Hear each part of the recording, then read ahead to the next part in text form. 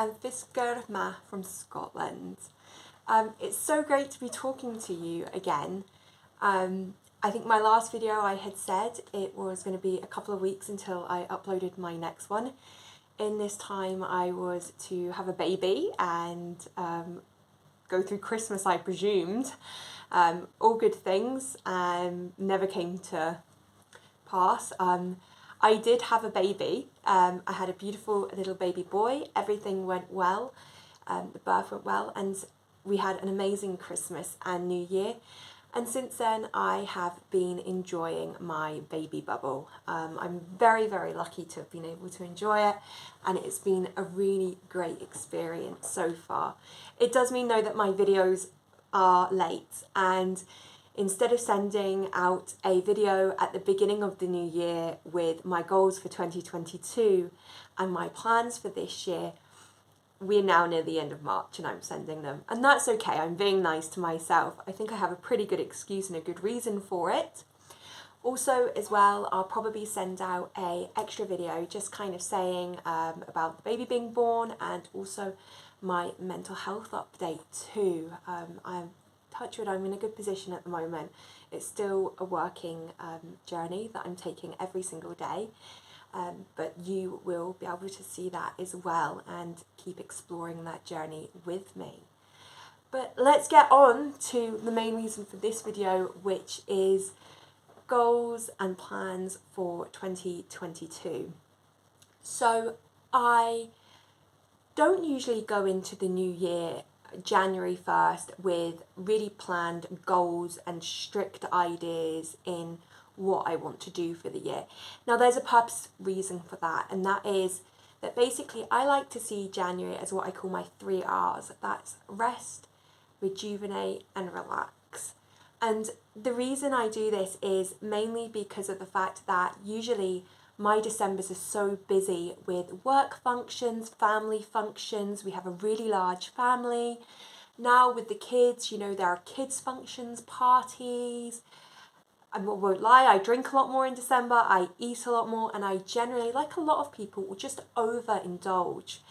So when it comes to January, for me, like a lot of people, making goals to start on January 1st is a bit redundant, because usually by 3 o'clock on the 1st, it's all fallen apart. You know, I can't suddenly go from enjoying boxes and boxes of chocolates that I actually still go into the new year with, to being on a restrictive 1200 calorie diet because I need to shift a few pounds that I've gained over Christmas time. So what I like to do is I figure it takes me a month to overindulge and splurge and enjoy life to the max and the full.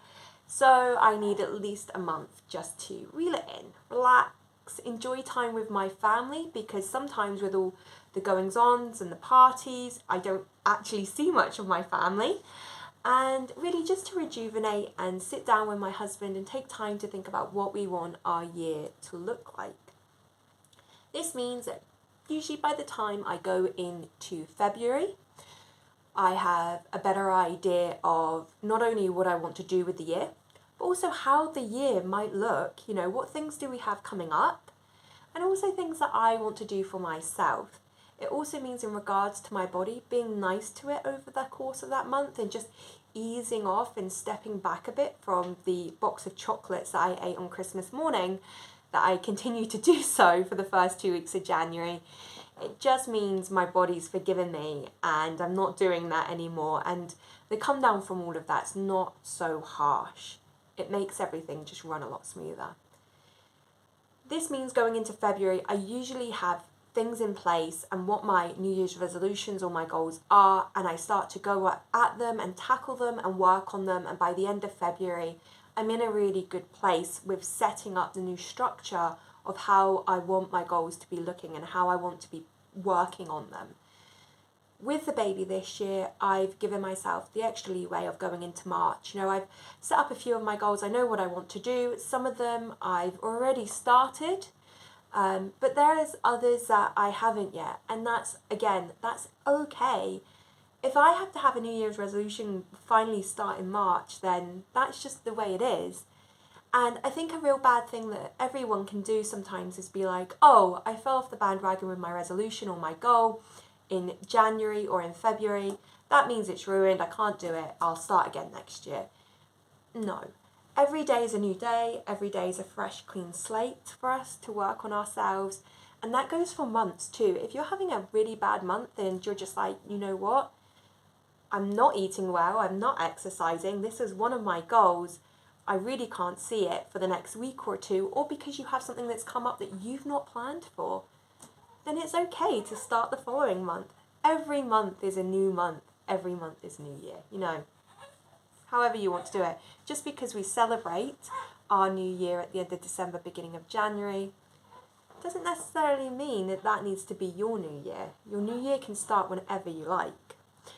So that's kind of where I am this year. It looks like my year is going to be starting in March for the following year coming up.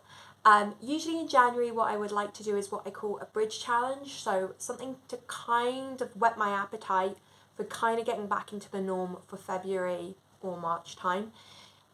So I've done a few of them over the last few years and it's really, really helped. I did Veganuary a few years ago, which was really, really insightful and really good.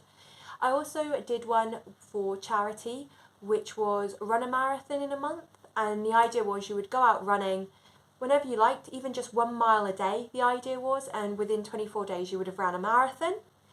And the last 2 years, what I've done is a no spend challenge. I did that last year for the first time and I found it really, really good. January is a really good month to do it because, let's face it, we're all skint, especially if you've been paid just before Christmas. And you see the memes all the time about being on day 444 of January. And so a lot of people aren't going out, a lot of things aren't really happening. So to do a new no spend just felt right, and it worked really, really well last year. This year with the baby, I decided to do it again as opposed to looking up other stuff. I had considered doing like a 30-day yoga challenge, but my body wasn't ready for it. And so I thought a no spend challenge. I had done it before, so I kind of knew the basics. I had all the foundations laid out. Kind of helped get my mindset and my mind on the right track for my goals and how I wanted to start the year. And yeah, it worked out really well again. Again, everything's flexible. We had a holiday at the end of January. We went to Aviemore. It was a holiday we were meant to go on last year, but because of COVID, it never happened. So it got postponed to this year. And the only week everyone could do was the end of January. So our no spend lasted 3 weeks because we knew we weren't gonna be able to do it at the end of January with us going away. So we did that and it was a pretty good success. So that went really, really well. And I think it's something I'll probably maybe do or try and do in the next few months, especially being on maternity leave and the reduction in my pay that will take place. So now we're past that. I'm starting to come out of the baby bubble haze. My main goals for this year are centered around 3 topics, and that is family, number 1, family, number 2, finances, and number 3, myself. A lot of my self stuff is in regards to my mental health and my mental journey that I've been going on, and also alongside that, a few things that I had mentioned in a few of my other videos as well. Foraging. I have gotten really, really into foraging and I would really like to try and forage or look up something each month related to foraging. I live in Scotland, so during the winter seasons it's really cold and miserable, or at the moment, you know, we have weather warnings, there's so much rain and flooding going on, it's crazy.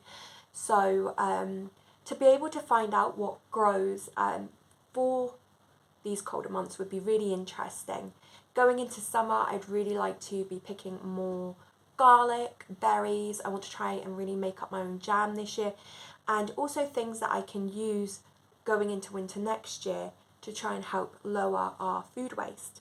And alongside that as well, I want to try and work on my gardening skills. Last year I made some tomatoes and it was the best feeling ever. So this year I'm going to try and broaden my horizons and try and grow a few more things. So yeah, bear with me on that one. That one could be a bit crazy. So they're really the goals in that. And then, like I say, I've got all kind of my mental health goals alongside that. In regards to our family goals, these are mainly centered around things we can do with our kids. A prime example of that, one that's already we've been doing, is going out walks at least once a month. So we have a dog and we do go a walk with her every day, of course. She also has a dog walker. But as a family, we don't usually walk our dog. Usually what happens is my husband or I will walk the dog, the other one will look after the kids, or the kids will be in bed, or, they'll be doing something else or somewhere else. And we actually keep to our normal dog walks, our local dog walks, the ones that we know really, really well.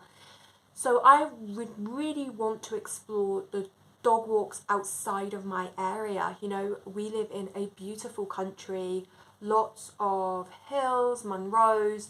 These are things I would really like to explore this year. And so what we have made a pact to do is that once a month, we will pack up the car and go outside of our region to do a dog walk, take lunch with us, take the kids, and really just have a day out. And it's something that's a bit different as well. So that's the main one for the family. I'm trying to think if there's anything. Oh, there was one more thing as well, was we want to go to the bookstore at least once a month. My husband and I love books. We read obsessively or listen to audiobooks. It's something we really, really enjoy. Our eldest, he seems to be loving reading at the moment, and it's something we really want to kind of keep running with. So either going to the shop and buying a book, or using our local library a lot more, and getting free books and letting him roam and explore. He went to the library once so far and he's really, really loved it. And I didn't know how amazing our local library is, and completely free and so child friendly. When I was younger, the library didn't seem very accessible to children. It was one of those stereotypical library thoughts where you went in and everyone was like, shh, shh. Really not toddler friendly at all, but they've really changed that over the course of the years, and it's got some amazing, amazing parts of it specifically designed for children. And I really want to take advantage of that because I think my toddler would love it. And finally, the third one is finances. This is massive at the moment. If you are from the UK, you'll know all the crazy things that are about to happen. If you're not, just to give you a breakdown.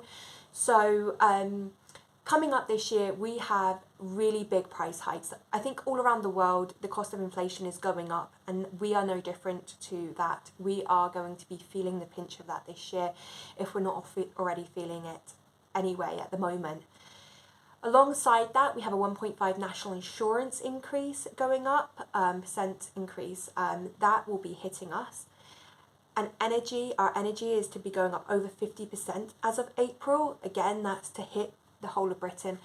And mortgage rates will be going up. The fixed rate is going to go up. I think it's actually, do you know what? I'm not even going to pretend. I was going to say what I thought it was going from to, but I'm not the expert on that. I don't want to give out figures that I don't know. So, but all the fixed rates will be going up as well.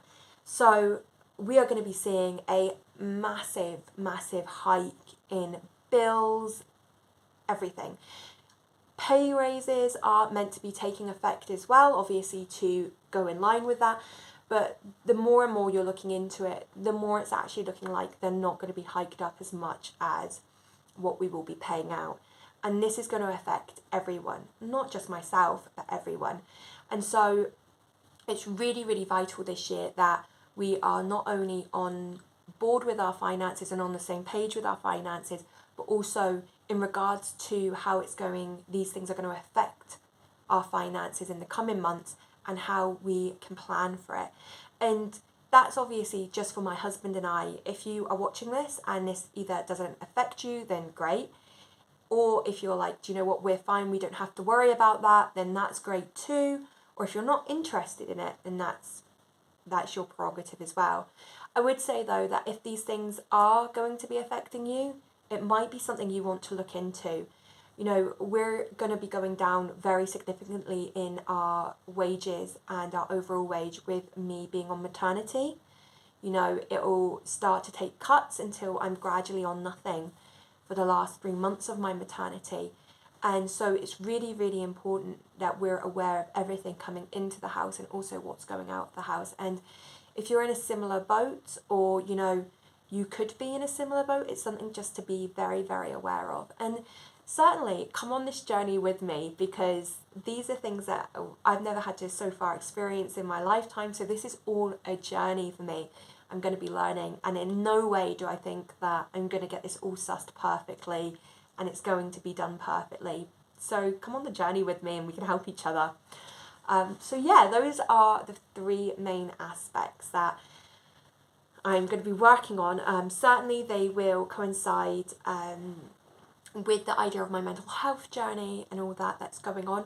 I'm not going to do them separate. I'm going to basically give an update on how I'm feeling, and then I'm going to kind of close the book on that one, and it will probably run through onto my other videos, you know. I'll mention it certainly, because this was what my journey was all about.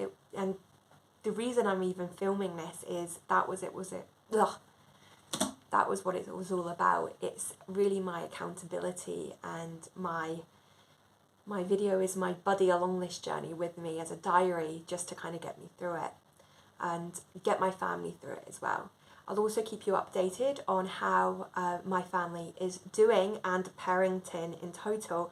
My 2-year-old has hit the terrible 2s, and believe me, I really feel I should have been pre-warned about this before I had the child. Like, he is lovely, my best friend. I think he is amazing, and like any parent, I can vouch by saying he's gorgeous and he is the best person I know. But at the same time, it is hard, really hard when they're that age. There are some battle of wills going on in this household at the moment, but we're getting there. Again, just taking every day as it comes, and any hints and tips on that I will happily take, because I really need them. And if I come across anything to maybe help you in the future, if you do have children, I will be giving them. So we all need to stick in this together, because it can be hard. But yeah, that was everything. I think if you've got any questions about, leave them in the comments. I was working on my comments with the last one, touch wood. They should be up and running now. Let me know if let me know if there's any issues, if there's no comments there. I do have 1 subscriber. 1 person has subscribed. Thank you so much. That's so nice. It's a really nice feeling. So hit the like button if you like it, and I will aim to double check that my comments are definitely up, but they should be. Okay, thanks everyone. Bye.